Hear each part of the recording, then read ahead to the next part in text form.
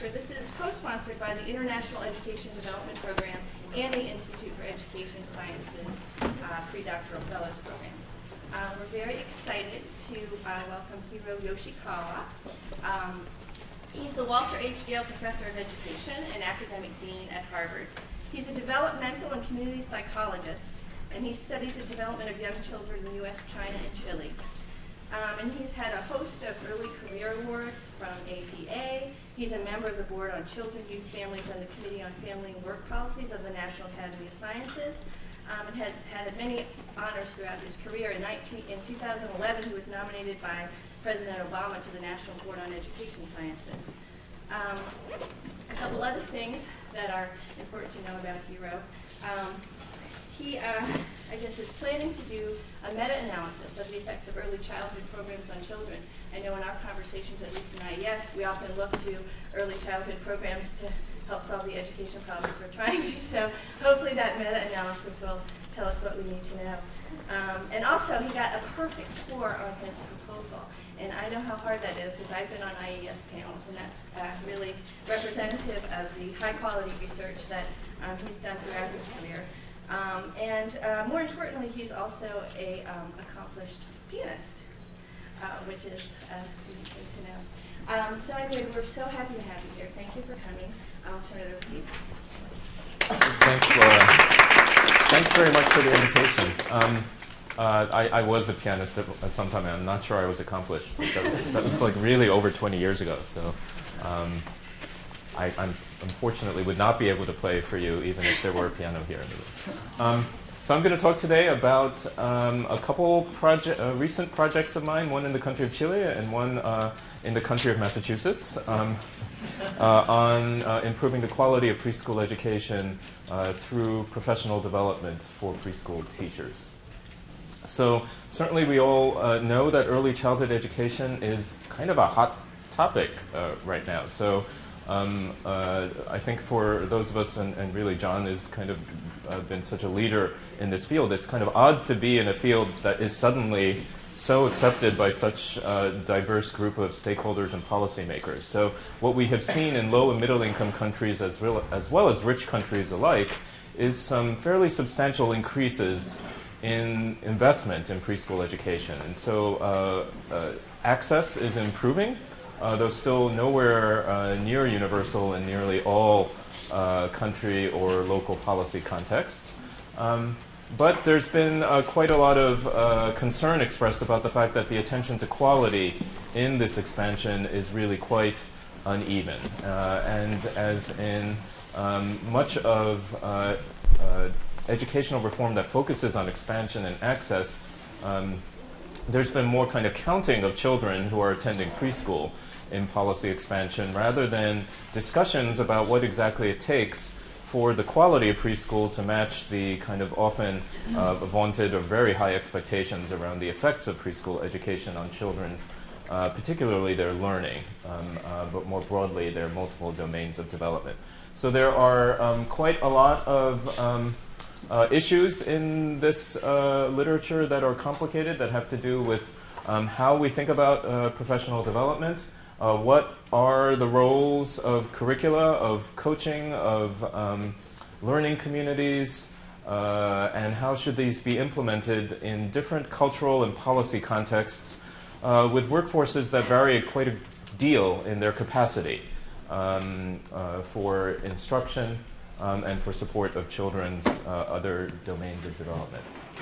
So I'm going to talk in this presentation. I'm going to present results from Chile and from Boston, efforts to improve preschool education and how those have paid off, and how and when it might be that effects, for example, on classroom quality might translate into child outcomes. So the first study is Un Buen Comienzo, a Chilean initiative that emerged from concerns about the quality of preschool education, particularly in the public preschool education system in the country of Chile, which, as in the United States, serves a high proportion of low-income or at-risk disadvantaged kids. Chile is a country of fairly high educational and economic inequality, like the US and like many other countries in Latin America. So this is a teacher professional development intervention that was implemented in 6 low-income municipalities in Santiago de Chile, the capital. The goal of this intervention, which was developed in an 18-month period of bringing together the stakeholders of preschool education, the leaders of the main 4 systems of preschool education in the country, 1 of which is the public system and 3 of which are private systems, Junji, Integra, and Hogar del Cristo. And so this was a very intentional strategy to foster collaboration. In fact, these leaders in preschool education had not sat together and met on a regular basis. This was the first time that this had happened in the history of these 4 systems of preschool education. So both the goals and the overall strategy of this program were decided in this Mesa Técnica Interinstitucional, or interinstitutional technical table. And it also included principals and teachers from preschool systems in Chile. It was led by Andrea Roya de San Francisco, who was a protege of Catherine Snow's, an Argentinian, but who had lived in Chile for many years. And it also did have a kind of an inter-university partnership aspect to it between Harvard and local universities like the Universidad Diego Portales, which ended up being our primary evaluation partner in Santiago, the Católica University as well. So what were the goals and strategies that were decided upon? First of all, reading and language and pre-literacy skills were a primary target of the MESA. The goal of reducing the vocabulary gap, this sounds pretty familiar from the United States, but data from Chile indicating quite wide gaps between middle and upper income kids from upper and middle income backgrounds versus low income kids in terms of early reading and indicators of language development like vocabulary. There was concern in Santiago. How many of you have been to Santiago? And in the wintertime, you've noticed as soon as you get off the plane, sometimes you'll get a sore throat. It's really quite intense, the smog and the pollution. And so there was some sense that absenteeism and attendance, absenteeism was higher during the winter months in Santiago, and that this was driven by chronic low-level respiratory symptoms, by asthmatic symptoms, which are in fact the #1 health problem for in early childhood in the country of Chile. So this is a country that had already made transitions from the most basic health needs around survival, but was struggling with issues around respiratory symptoms and then increasingly issues of overweight. So having made the epidemiological transition from issues of chronic child malnutrition to struggling more with overweight. For a variety of reasons, the health component ended up focusing on improving attendance, on hooking up these kids and making sure that they were connected to the community healthcare system in Chile, which is perhaps the strongest in South America. It is a healthcare system that has produced really remarkable advances in child health over the last decades. But this issue, as it happens in the United States, of not having a regular medical home, of not being connected to identification and diagnosis of things like respiratory symptoms, is part of the program. But the center of this program is around supports for the teachers' classroom practices and fostering a positive classroom environment for children's learning and health. So these are some of the partners. I think I've talked about most of these, but they did also include the health and education departments at the municipal level. The governance of Chile at the local level is at the municipality level, and just to give an idea, we were in 6 of the low-income comunas in Santiago, but there are maybe another 10 or 12 or so low-income comunas. They each have their own mayors, education departments, health departments. They each actually have their own political affiliations, so it was actually quite interesting to think about how it is that you think about that in the sampling of municipalities in Santiago.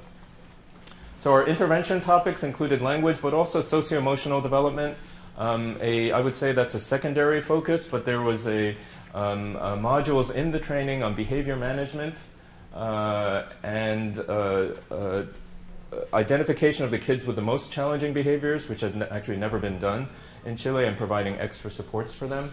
In terms of language, an emphasis on oral language in the classroom, on vocabulary development through increasing language-rich interactions, encouraging children, for example, to ask questions, introducing extended discourse into book reading, and providing a much wider range of books in the classroom.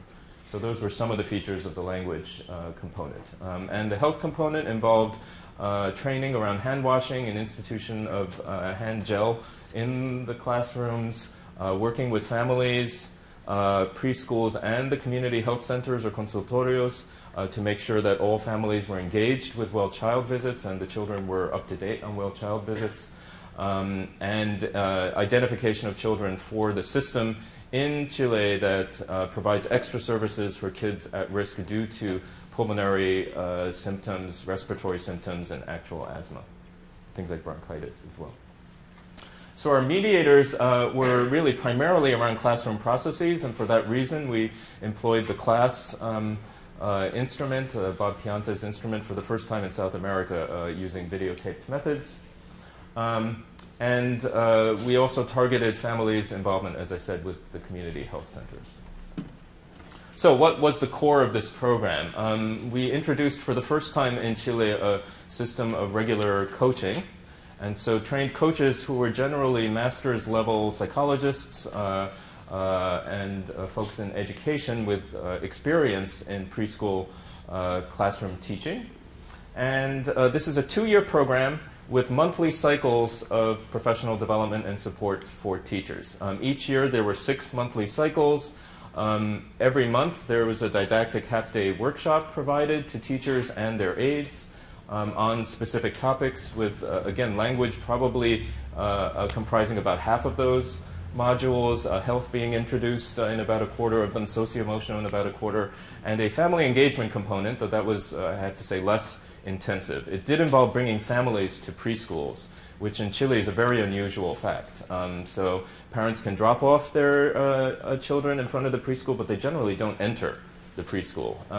So there were workshops 2 a year conducted for families in which parents were invited into the preschool to understand what kinds of interactions the teacher was engaging in to support the learning of the students, and to provide activities where the parents would engage in some of the very same learning activities with their children. And all of the anecdotal information from focus groups with parents, with teachers, with aides, with coaches was quite positive. And the take-up of this coaching intervention based on kind of pure sessions attended was very high, generally around 90%. So every month there was a didactic workshop, and then there were 2 sessions in which the coach actually came into the classroom and observed some of the strategies that were the focus of that month's workshop. Before each observation, usually about 15 or 20 minutes where they conversed about what the coach would be demonstrating and or observing. And then immediately after the coaching session, a debrief. And so because there are aides in the classroom, the primary focus of this was teachers, and so aides would be covering as the teacher was engaged in these conversations with coaches. But there were also some coaching sessions that aides attended at lower frequency.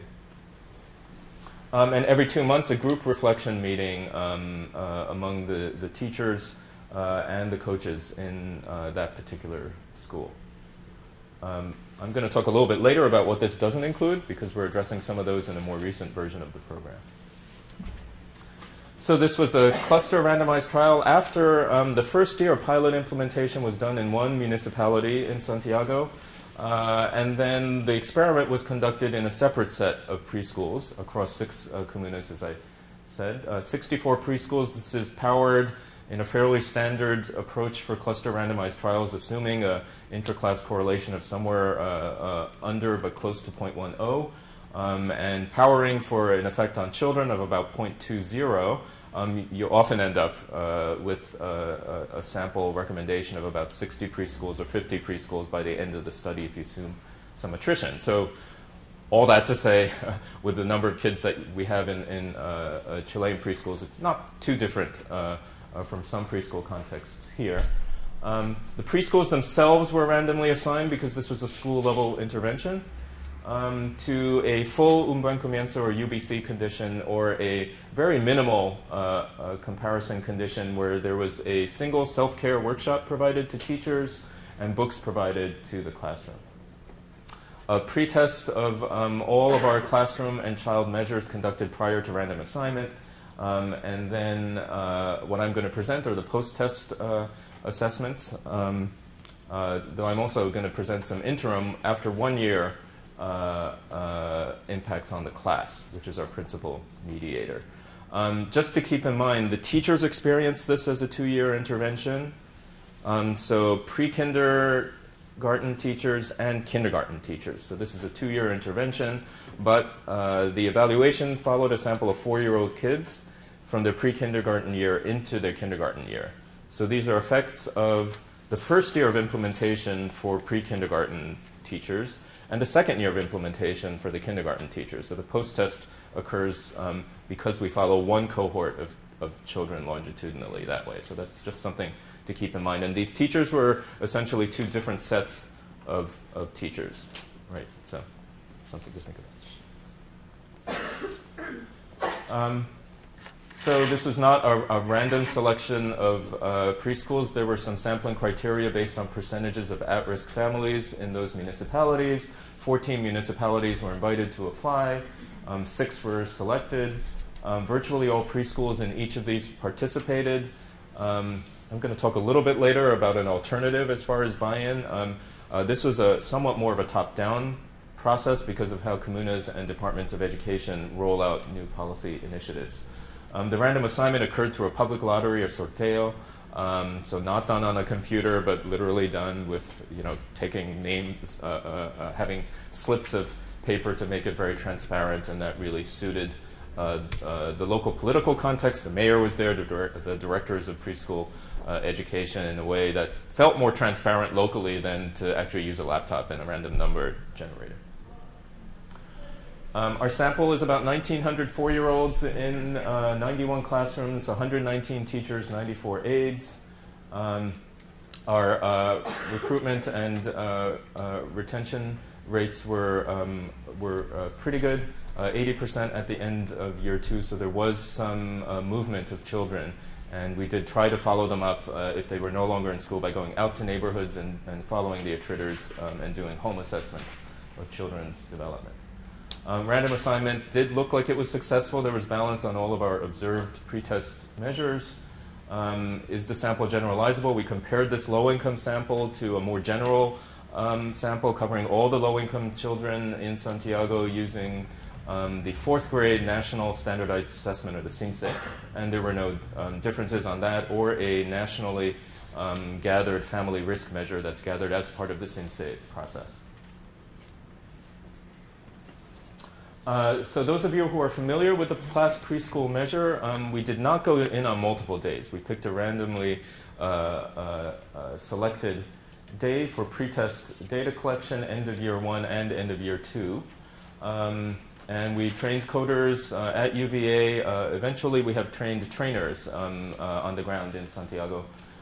Interestingly, confirmatory factor analysis suggested that the factor structure was exactly the same as it is in North America, with subscales of emotional climate, classroom organization, and instructional support. So emotional climate consisting of things like responsive and warm interactions, classroom organization consisting of things like instructional time on task and organization of the day into different sets of activities. Instructional support constituting more of the instructional aspects supporting children's cognitive development. These are general measures of quality, though, and I'm going to present some measures that are much more specific to the theory of change of un buen comienzo a little bit later.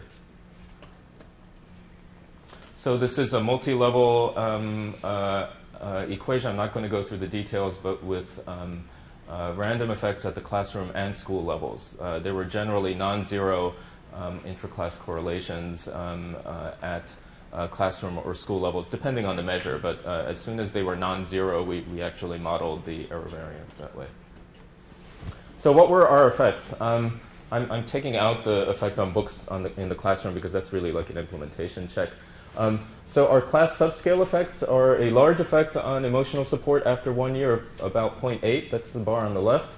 A moderate effect, 0.46 on organization of the classroom, and instructional support. That's at the end of year 1, which are the pre-K classrooms.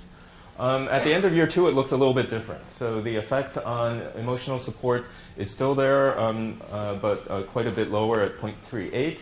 The effect on organization of the classroom at 0.43, and no effect on instructional support. I'm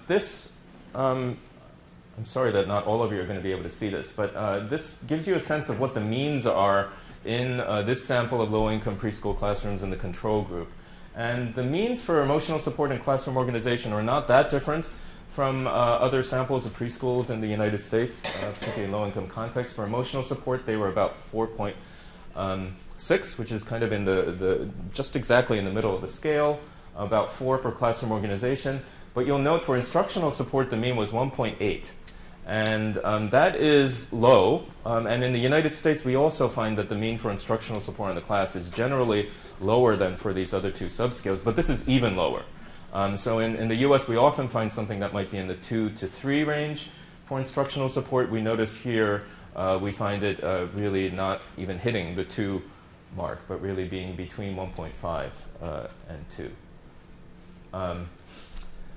Okay, turning to the language and pre-literacy impacts, we do not find any significant effects at this point at the end of kindergarten on language. The only hint is a 0.09 effect size on letter-word identification, which is a basic decoding skill. So that appears to be moving in the right direction, but not significant. Keep in mind that this is powered for a 0.2 effect size, so anything below 0.2 is generally not significant. For socio-emotional impacts, we have teacher and parent-reported externalizing, pro-social, and attention and compliance. And on these, we find a little bit of more of a story with significant effects and reductions of parent-reported externalizing behaviors, increases in teacher-reported attention and compliance, and non-significant but similarly sized effects in reductions in teacher-reported externalizing and increases in teacher-reported pro-social behaviors. These are literally right off the press. We just presented them 2 weeks ago to the board in Chile. So we're going to, we probably will move to doing some data reduction through factor analysis on the socio-emotional end. But those effect sizes are clustering around 0.15, all in the positive direction, but not all significant. So we find a story where the largest and most consistent impact, yeah, Andy. So I just want to make sure I understand the timing of this. Yeah. So the intervention lasted for 2 years, and it was on the teachers. Yes. Is that right? That's and then when, so was baseline after they had completed 2 years of intervention, or was it going along? No, the baseline, the pretest was before random assignment and before beginning any intervention in these schools. Okay. Baseline being at the beginning of pre-kindergarten, right? At the beginning of the 4-year-old preschool year. Right. Yeah, so it was before the beginning of the intervention and before random assignment. And then So the post-test is at the end of teacher kindergarten. behaviors, that would make sense, but for kid behaviors, you could also say maybe once the teachers have gotten full training, then you'd want a kid cohort. Are you going to do that as well? I'm going to talk a little bit more about the future work that we'll be doing and have been doing in another region of Chile, where from pressure from the ministry, we actually started a second implementation in the region directly south of Santiago. And we're taking a little bit of a different approach, so I'll talk a little bit more about that. But that's a great point. But this is something to keep in mind, is that our first year of intervention was in literally the first year of implementation. It's not like the program had not been tested before, but it had been tested in a different set of preschools, right? And so to keep the experimental design as clean as possible, the teachers had actually not gotten any training prior to the pretest. We did look, by the way, and so far we've looked at moderation by initial child language skills and also by initial class scores, and we don't find much evidence of that moderation at this point.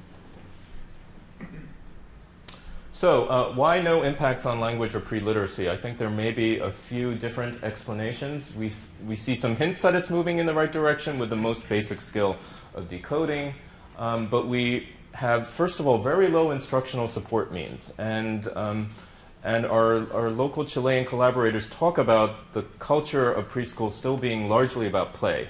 And this is something both our teachers and our parents confirmed for us, which is that the parents thought that basically the kids were in school to engage in play and not necessarily to receive instruction in kind of pre-academic skills. The country has standards, but they are not linked to curricula. And our Mesa Técnica was very specific in saying that they did not want Un Buen Comienzo to be an actual structured curriculum with materials and structured activities, sequenced activities in the way that we think of a curriculum. So this was designed to be a more general intervention to support literacy strategies independent of whatever curriculum might be going on. And that was because of the very high turnover in the Ministry of Education in Chile and concern that, that curricula would be resisted to a very high degree by a variety of stakeholders. Yeah, John. Hiro, could you tell us a little bit about the country's if it has a certification process for early childhood, or if there are any kind of standard educational context, and what was the level of education of the folks in your communities? Is there any kind of certification process for early childhood? Do they have to go through a program? Because that might help a little bit with understanding the more complex instructional support. Yes, there is a level of certification, but it had changed over the years, and so we had variation in whether teachers had certification specifically in early childhood. We had, I'm glad you mentioned this, so our teacher, we did adjust for these teacher covariates, but length of tenure was remarkably long. So I think our median was 15 years, and so over 50% of our teacher workforce in this study had been teaching for over 15 years, and they were less likely to have kind of the certification which had developed more recently. The reports from the teachers were that these were fairly theoretical. I mean, it's the kinds of complaints you hear in a lot of different country contexts, that the pre-service training was not very well linked to classroom practices, and that's why we took an in-service approach to this. But again, there was not a curriculum. There is not a national curriculum. There are standards that are, a basis for pre-service training, but they're not then linked to curricula, and they're also not linked to coaching. So there's also not a leadership component, as you might have noticed in this in the metropolitan region implementation. In the 6th region, in the expansion, we intentionally took a continuous quality improvement strategy with networked learning communities. This is the approach of the Institute for Healthcare Improvement at Harvard that is just now being applied to education in the US through the work of Tony Breik and colleagues. And so in the 6th region, for those of you who aren't familiar with this, it was so we had a collaborative approach leading to development of the intervention, but it was primarily at the level of leaders of preschool systems in the country. Now that's very different from having at the local level communities that are getting together of the directors, of teachers, of the aides, and of regional ministry staff, and the folks who are generally in charge of early childhood education in the 6th region.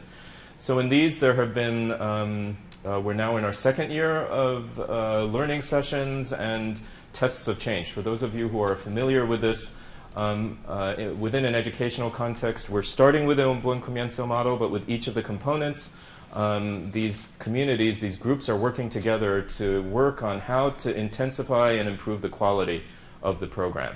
And what has happened is that despite the fact that the original model, the Mesa Técnica, did not want prescribed dosage of activities in Un Buen Comienzo, our schools in the 6th region have already started to engage in that kind of work to intensify the program. themselves through this continuous quality improvement strategy. So our next phase of work will be to build in guidelines around what the frequency that might be expected of the different activities, particularly the language and literacy activities, should be in the program. And right now we're continuing with measurement of the class and with child outcomes, but we're hoping to engage in some tests of mechanisms to see whether the new program, as it expands, might be having the effects we would want to see on the specific literacy strategies in Un Buen Comienzo.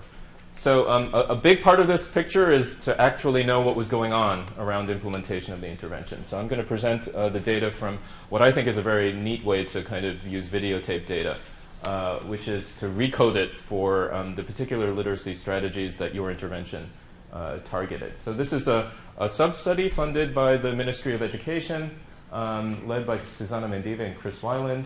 The same source of video data, which are 4 20-minute segments, 80 minutes total, from a randomly selected preschool day, but recoded, blind to condition, with a minute-to-minute analysis of Un Buen Comienzo literacy strategies and non-Un Buen Comienzo literacy strategies.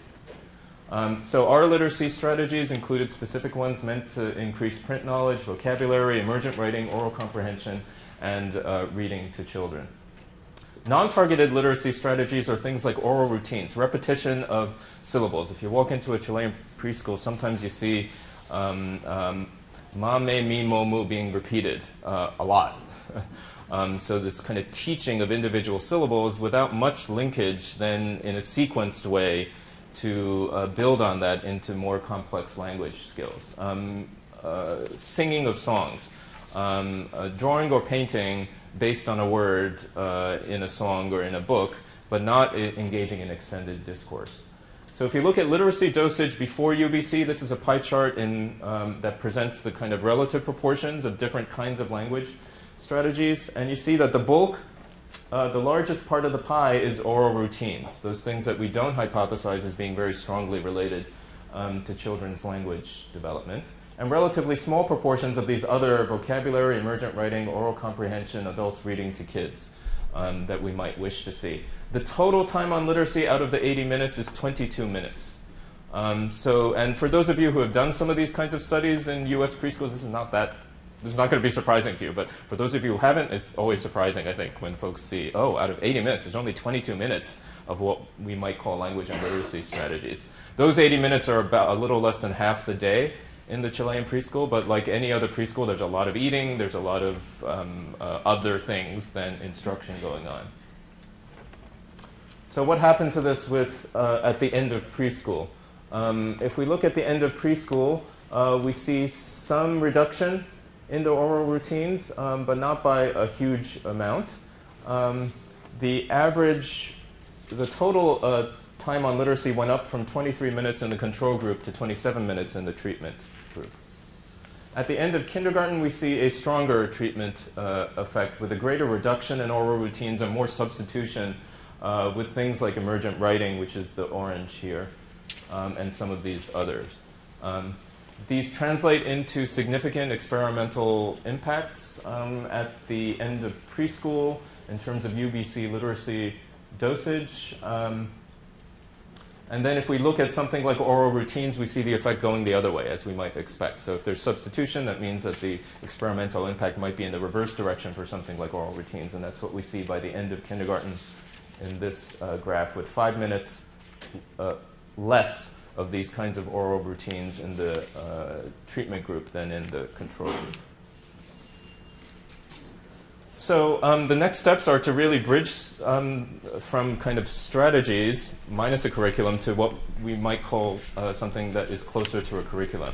There is still a very strong resistance to the use of the word curriculum, and the board of the foundation agreed, and it is likely that we won't be calling this next stage, even though we'll be moving to some developmentally sequenced activities and more prescription, a curriculum.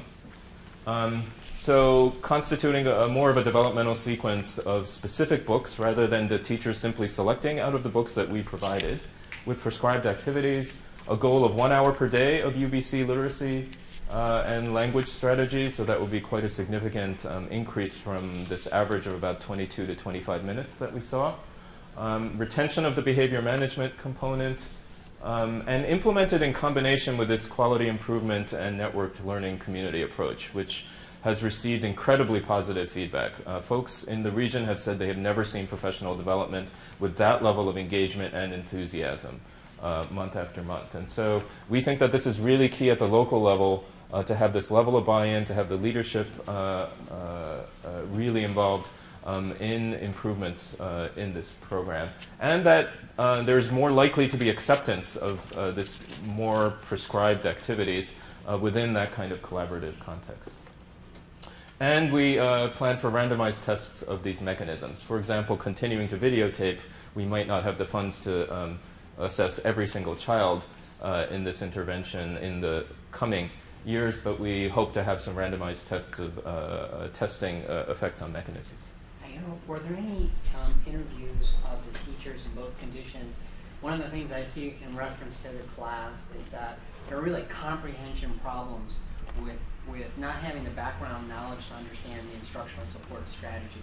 So for the teachers to be cognitively engaged, Right. to cognitively engage the children, they have to have that understanding. So that folks can do the activities, but whether or not they understand the instructional support is a function of whether or not they're actually going to use it. Yeah, so our focus groups really provided that kind of information. I don't have the time to go into the nuances of the focus group strategies. The overall reactions were positive. And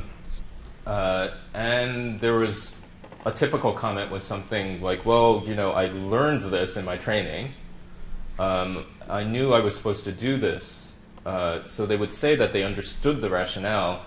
There was no cultural conflict with the goal of more rigorous instructional, what we might call rigorous instructional strategies to support language development. There was no cultural conflict there. I think Chile has made, or for whatever reasons in the metropolitan area, I think that's for a lot of reasons, but it's a fairly highly developed economy in South America that has that has many of the same kinds of goals as, in fact, the U.S. educational system as far as expectations, and so that was not a big conflict for them.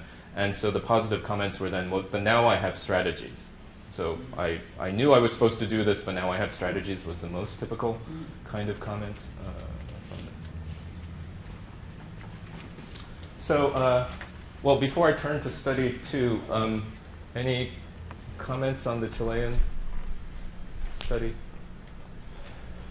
Okay, so this study about the Boston Public Schools preschool program in a very different context, I think, is linked because it's based on a system that made some of these decisions around coaching and curriculum development in a slightly different way than occurred in Chile.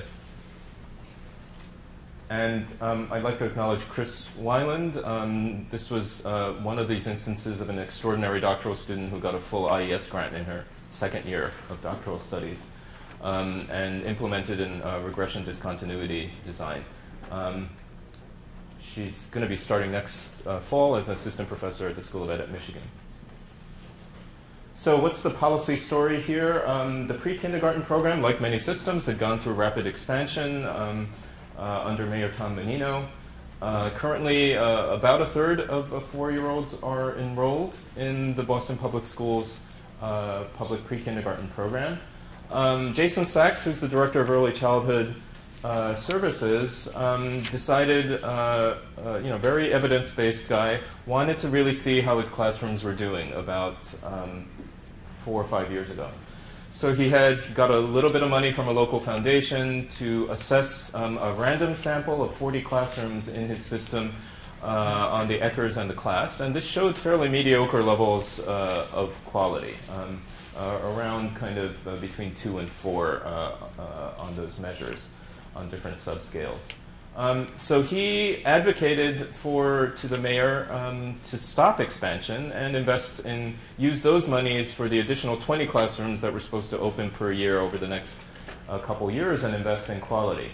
And so he implemented two curricula, one based on language and one based on math, the OWL and building blocks. So I'd love to hear what you think of this because this is exactly the same combination that in EPIC was implemented. And OWL is Judy Shikadance's language curriculum. Building blocks is Doug Clements' preschool curriculum.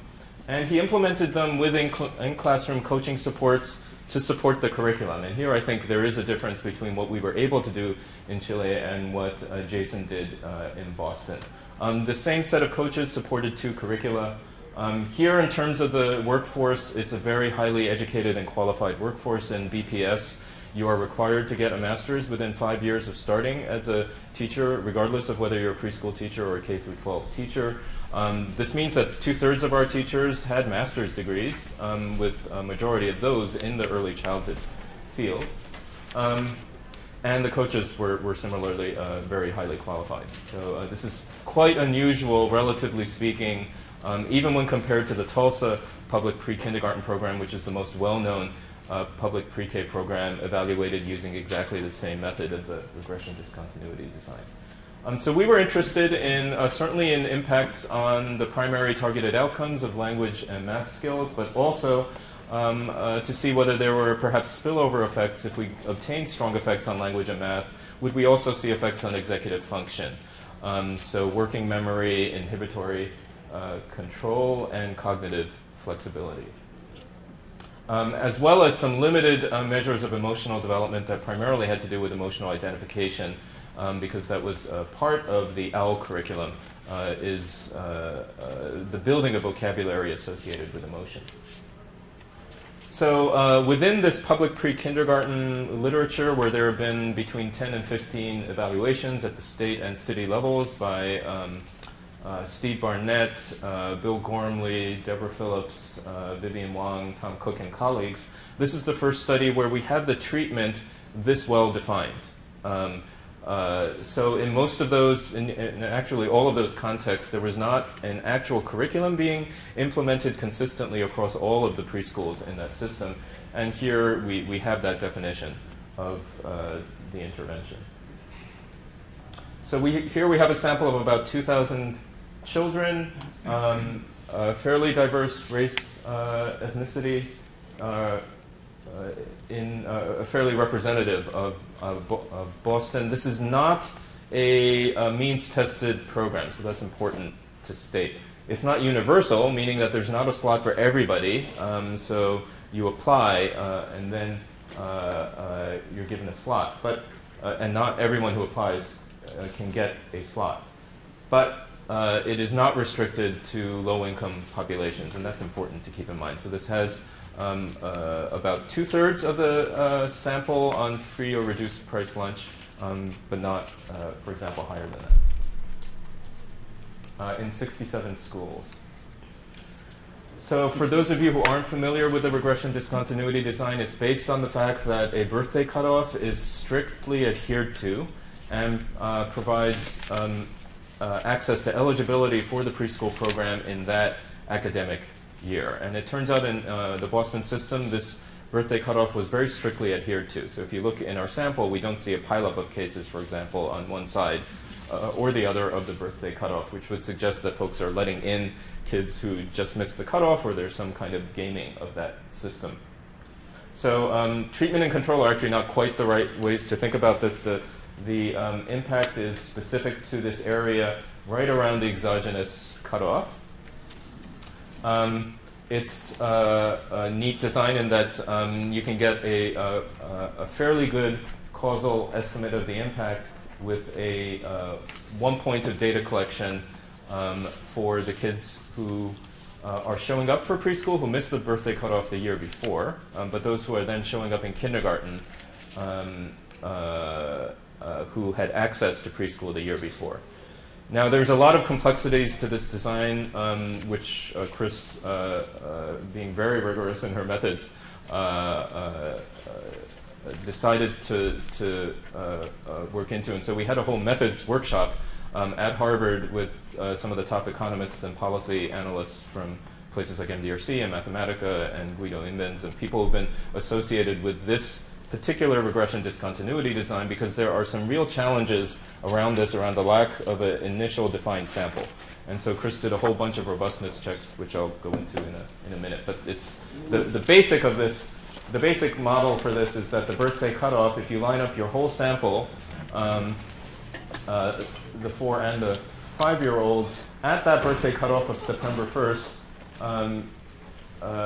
let's say this is a typical outcome in preschool that shows a linear pattern of growth across the ages 4 and 5, like many language, like letter word identification, let's say, or PPVT vocabulary. You should see right at the cutoff a vertical distance, a jump in the line that would represent the causal impact of the program. This would be a positive impact for, let's say, a language outcome. There's a fairly standard approaches in the literature for how to run the equation and the standard set of robustness checks. Before I give you the results, there was a fairly low-intensity fidelity study compared to the one in Chile, not based on videotape, based on coaches' report who reported moderate to high levels of implementation, generally around 4 on a 1 to 5 scale. These were, we did take the care to develop fidelity assessments in collaboration with Judy Shikadance and with Doug Clements and Judy Sarama, the developers of these programs. So those were separate fidelity measures for building blocks and for OWL with similar means and standard deviations for both. So what are our effect sizes? We find the largest, in this literature, this lines up the prior studies in Tulsa, Michigan, New Jersey, South Carolina, West Virginia, Oklahoma, 3 studies in New Mexico. The effect sizes on the outcomes for which that we had in common with these other studies. And we find the largest effect to date on applied problems, which is the math subscale of the Woodcock-Johnson. In terms of letter word identification, effects nearly as large as the program in Tulsa, so 0.62. The largest effect size on the PPVT to date, 0.42. And Doug Clements developed a short form of his long mathematics assessment for us, and we have an article in the Journal of Ed Psych on the psychometrics of this new short form, which has good psychometric properties and a robust effect size of 0.5 on that short form, which is correlated about 0.7 with applied problems. It turned out this fit the ideal of what an RD study should look like as far as our language outcomes. It's a beautiful fitted relationship. No matter what you added to this, it was a linear relationship. Nothing non-linear or quadratic or interactions or those kinds of things was needed. In terms of the executive function impacts, consistent impacts on backward, forward digit span, Doug Fry's measure of the dimensional change card sort, the pencil tap, and not on a experimenter-rated measure of attention from the task observation questionnaire, but otherwise for the direct child assessments, all positive effect sizes between 0.2 and 0.25, which fits our kind of spillover type of hypothesis. One of our hypotheses, of course, is that a math curriculum directly builds executive function skills. But this fits the fact that we might not expect as large an impact on executive function as we might expect on math. And so these are about half the size of the effects as the effects on math skills. For the emotion recognition questionnaire, we find a small but significant positive effect. That's the emotion labeling aspect that the OWL targeted.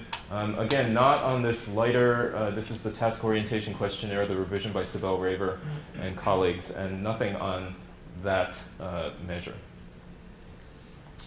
So there's a standard set of robustness checks, but then a whole other set of robustness checks that have to do with the idiosyncrasies of this particular birthday cutoff-based regression discontinuity design, which ultimately meant taking the administrative database of everyone who had applied to BPS preschool as being a better measure of the population from which folks showed up. Because, for example, if you're measuring your outcomes at one point in time in October, there are going to be some kids who show up for preschool late. There may be kids who were in preschool the year before who are quote-unquote treatment kids, but who don't come back for kindergarten. So there's a whole variety of these kinds of issues that it turns out that literature had never discussed. So we have a methods paper with Mark Lipsey that's under review But we took those administrative data, for example, to run a propensity score analysis to adjust further the RD estimates. And it turns out they're robust to those kinds of corrections.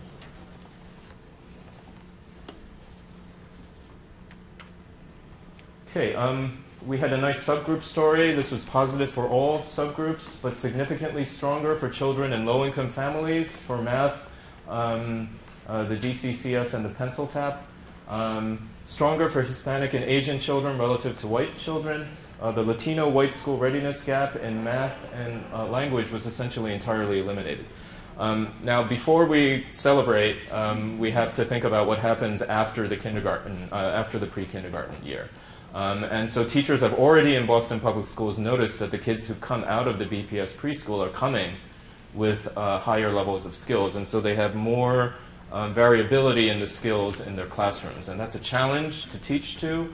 The reading curriculum, Reading Street for K through 3, teachers are struggling with meeting this kind of newer, expanded set of skills in their kindergarten classrooms. So there's a lot to do, I think, in this literature in pre-K to think about how to sustain impacts up into 3rd grade.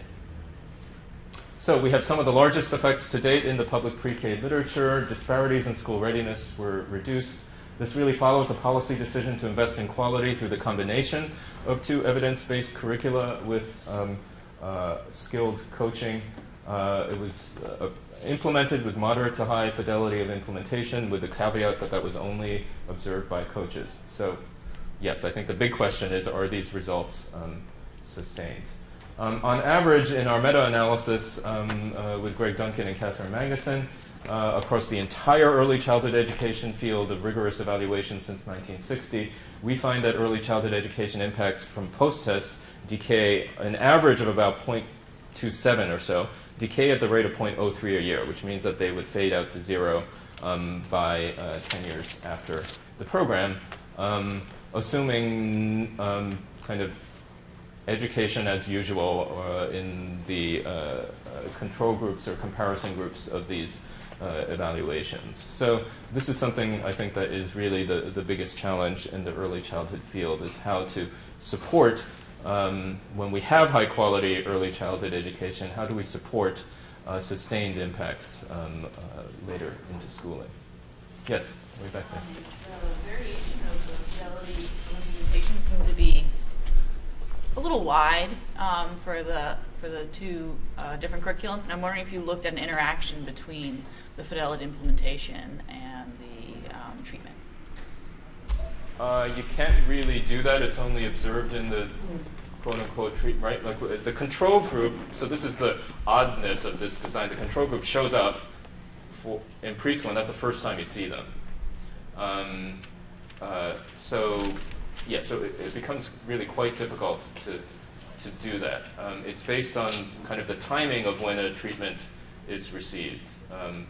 And so Mark Lipsey says, well, this might be closer to a repeated cohort kind of design.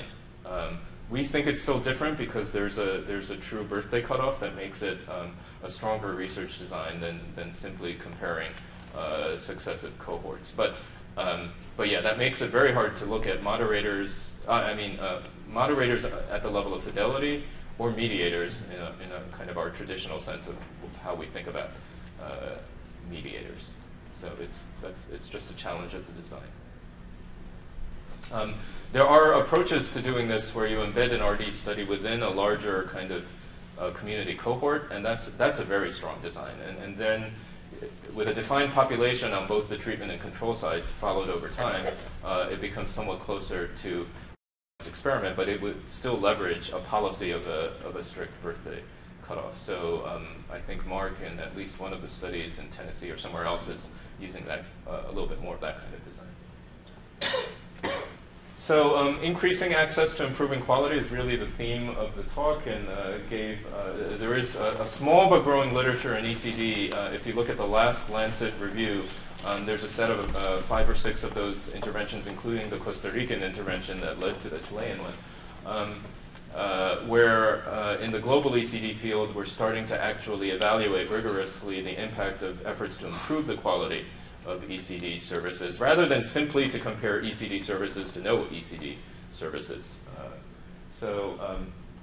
There goes the rest of my talk. I pressed something. Well, that's enough for now, isn't it? Thank you very much.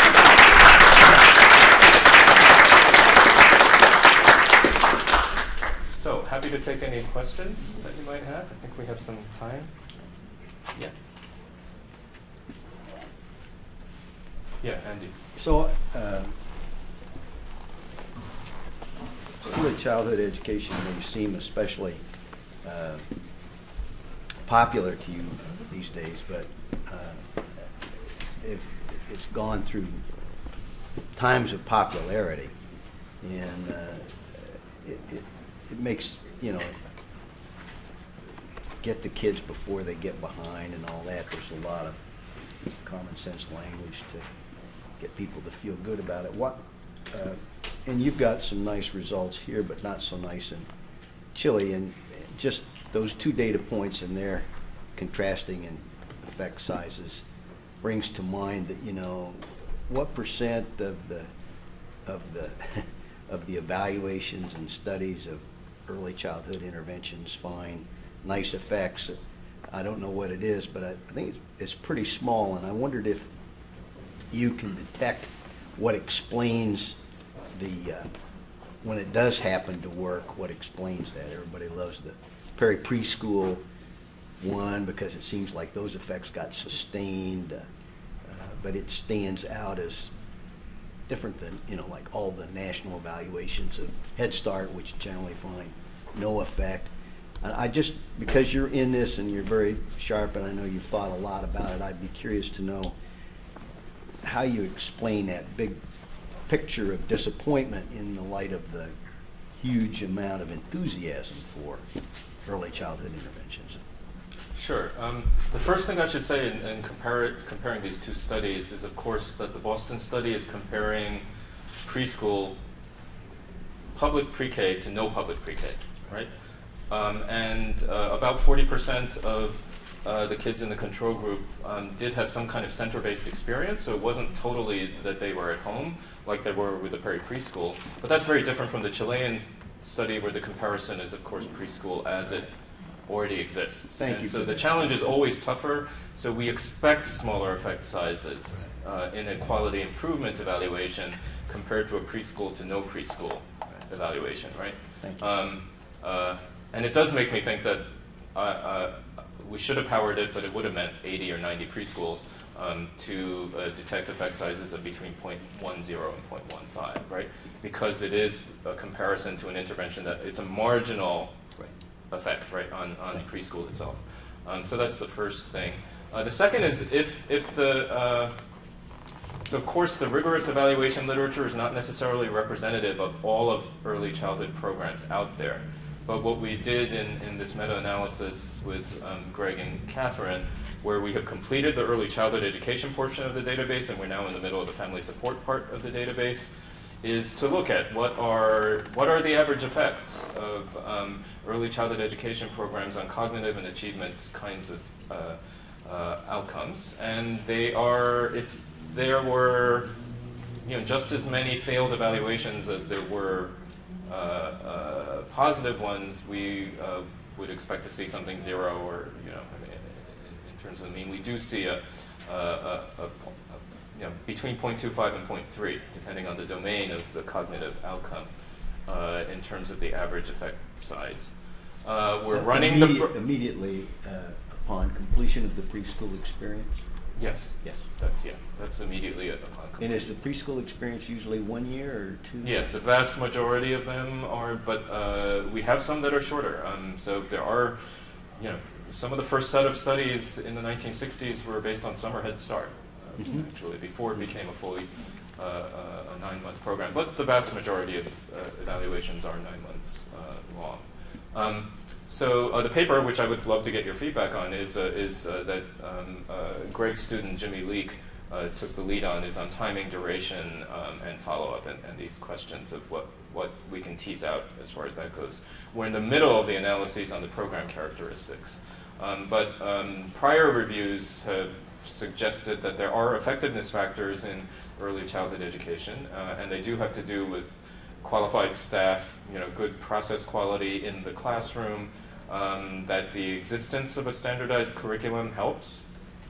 And I would say our Chilean study is providing some, that's in support of that issue.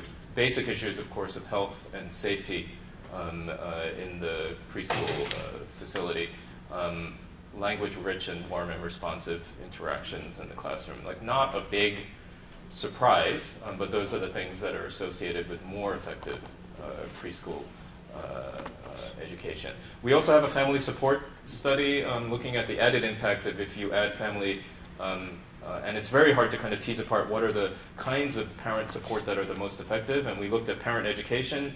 And interestingly, parent education is only effective if it provides opportunities for direct modeling and practice of new skills. So the kinds of parenting education that are class-based aren't adding much to the effect size of early childhood education. But if they are providing opportunities for modeling and skills, often through home visits, but not always, that adds about another 0.3 in terms of the effect size to the 0.27 or so. And are these preschool versus no preschool effect sizes? They're largely preschool versus no preschool effect sizes. Yes. Are there studies that look at these students, not specifically in the case of Boston, but in other instances that look at these children throughout 12th grade? Because the gains obtained before they enter kindergarten can, from kindergarten to 12th grade, be minimized or, simply go away. So all that great attainment, how does that follow through to ensure that the investment you're talking about, is maintained for the life cycle of being in school? Yeah, no, that's the big challenge. Now, of course, we have hints from important studies by Jens Ludwig and David Deming showing that Head Start, as implemented first in the 1960s, but again in the 1980s, that the achievement effects do, quote unquote, fade out by, usually by 4th or 5th grade. But that high school graduation rates were higher for those offered the opportunity to participate in Head Start, for example. So we have some questions in the field about whether a preschool compared to no preschool is still producing some difference in a level of engagement with schools, something that we don't measure very well or consistently in evaluations, that might be responsible for some of these more life course longer-term outcomes that these economists have found using some fairly creative but strong research designs. Again, that's Head Start in the 80s and 60s, and Head Start now has a lot of competition from big increases in public pre-K programs and a variety of other community-based programs. And are those showing different results or the same results? The new ones, the very newest study is the Head Start Impact Study that Andy mentioned, which found very small effects right at post-test, which faded even more quickly than we might have expected. So, yeah, so we don't know. The 3rd grade results are about to be released, and they've been sitting on them. Not a good sign. No. But yeah, so that's, yeah, it's a big question. Just on the policy, what, if any, of your findings kind of worked their way into the Common Core? Did anything as far as components that are promising practices? So I think this is all about preparation for the Common Core, right? Because the Common Core preschool is, so the way that standards are being implemented at the state level in the U.S. for preschool, there was some real movement through the Early Learning Challenge grants, and there's been just a lot of state-level movement in general around standards for early childhood learning. So that, I think, is where the Department of Education's efforts have been, has been to raise to the top early learning grants. And from those proposals, they have been really quite impressive in terms of. So that was the other thing I was going to say to Andy, was at more systems level. What is it that it makes for a successful early childhood system? And it's one that monitors quality with a way that has some feedback to daily practice of teachers, whether through formative assessments or other kinds of monitoring of quality in the classroom. And the big effort right now on that is using the class as the monitoring instrument for Head Start. We'll see. I think it really, really depends on how it's used. And we can't expect a measurement, even a fairly thoughtful one like the class, to magically increase the quality of Head Start nationwide. I think it has to be then integrated into professional development in a thoughtful way. But that's an interesting change in our largest federal investment in early childhood education. But the link between standards, curricula, professional development with the goal of improving student learning and development in cognitive as well as socio-emotional domains. It's a tall order, but I think it's very similar to what we think of with what the Common Core is going to be facing as it rolls out in coming years. Yes. Sure. I wanted to go back to the Chile study real briefly. I think you mentioned in one of your responses to questions that in your focus group, you found out sort of the educator community had these relatively high expectations of early childhood development programs in terms of their effects on student literacy. Is that more or less correct? I'm getting that. I interpreted that correctly. Well, I mean, that was the rationale for investment. So in Chile, it was interesting. Of course, like everywhere, everyone knew of Jim Heckman's writing about early childhood education. So that had been used, and the neuroscience literature to justify the increases in investment under Michelle Bachelet.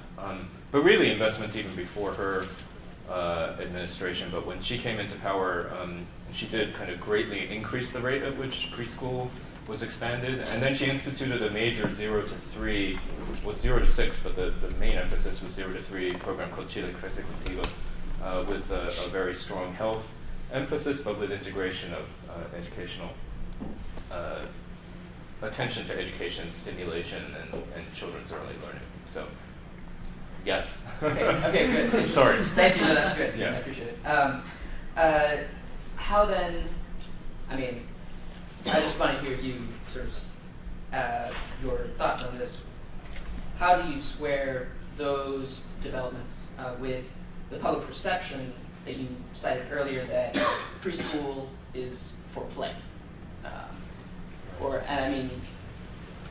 just leave it like that. No, we're still figuring this out because it's what our, kind of our folks, literally was at this board meeting, but folks who've been involved in preschool in Chile for a long time said this will really require a culture change. I think folks can expect big effects from preschool even if they view it primarily as play, as structured play.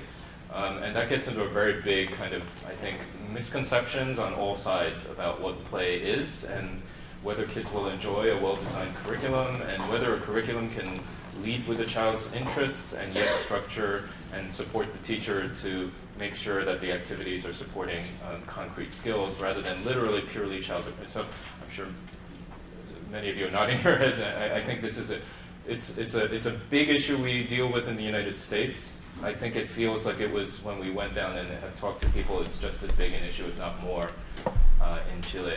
And in some other countries, it's even more of they'll tell you much more directly. So we were invited by some folks in the country of Turkey to present this Chilean program.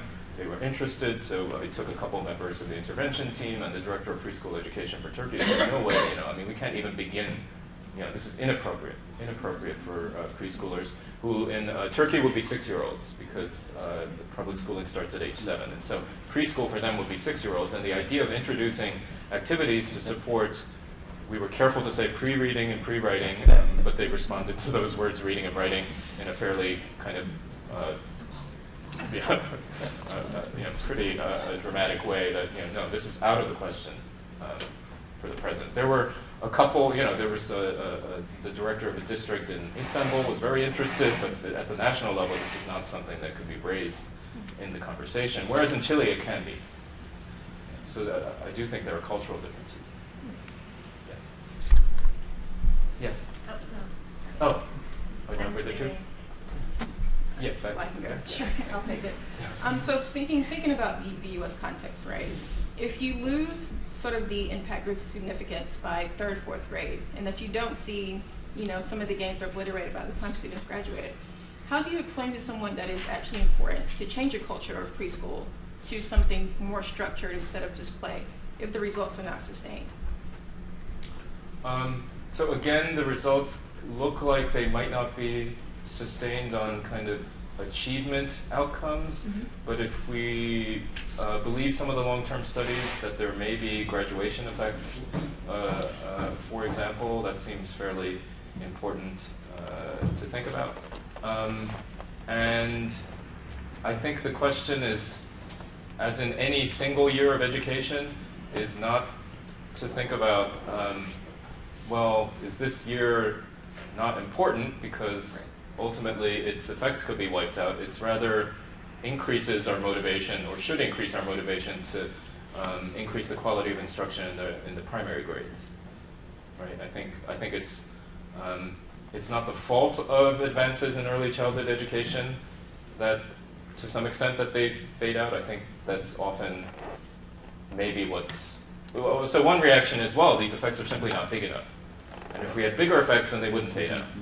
And that may be true, but you can't deny that, in fact, we have recent data showing that the classroom quality in kindergarten and first grade moderates the long-term impact. So this was Sibel Raver's Chicago School Readiness Project, where they found that for the kids who went to low-quality kindergarten classrooms, the effects were literally wiped out. And the effects were sustained for the kids who went on to high-quality kindergarten and first grade classrooms. So that's an extremely important lesson. And some of Catherine Magnuson's work, I think, also suggests that in a non-experimental way. On that high school graduation effect, did you think the methodology was up to controlling for the kinds of collinearity problems that probably come with those data, since certain kinds of families exercise their preschool options, right. Others don't? So Dave Deming's study is a sibling fixed effects study, and so it depends on what you think of those studies. So essentially comparing siblings in the same family who do versus don't get access to a particular kind of program. I've always had a question about that around shared versus non-shared environmental variance, what behavior geneticists talk about as, what are the factors that lead parents to invest differently in different kids in the same family, right? Sure. Jens's study was a very creative regression discontinuity study at the county level. So it's a very, very fascinating, it's just a really, really interesting study to look at. I think it's very strong, but these are not pure randomized experiments. Is there a birth order effect? Is it more likely that the first kid gets preschool, or less likely that the first kid gets preschool? I don't know. No, that's a good question. I can ask Dave. It's on our faculty. I don't know. I'm fairly certain all of that's controlled. In fact, I'm certain, he uses Jenna Curry's. Jenna Curry did the first sibling fixed effects study of Head Start, right, using the first NLSY cohort, and then Dave replicated it with the second NLSY, and found a set of effects around graduation, but also even crime, so reductions in crime. So it's this whole to speak like an economist, the kind of non-cognitive area that we haven't quite figured out what are the impacts. I mean, so the Chilean study is interesting because we found, in effect, in a kind of secondary area of socio-emotional, we found a very strong impact on emotional climate of teachers. And I don't know whether that's simply from providing a coach who cared about what they were doing, who came into the classroom. These are isolated teachers. Preschool is viewed within a school context certainly as, oh, well, they're not really doing anything serious there. And to have that kind of support it makes sense to me that they might feel more supported and be more warm and responsive in the classroom simply by virtue of having a coaching relationship with them for a year or two. So, and then, so we weren't necessarily expecting an effect on socio-emotional. And, the fact that we got one of our significant findings was in the parent report, to me suggests that it might be real and not just, teacher report, of course, has its issues. Any single reporter has its issues. But I think it's a puzzle in the literature.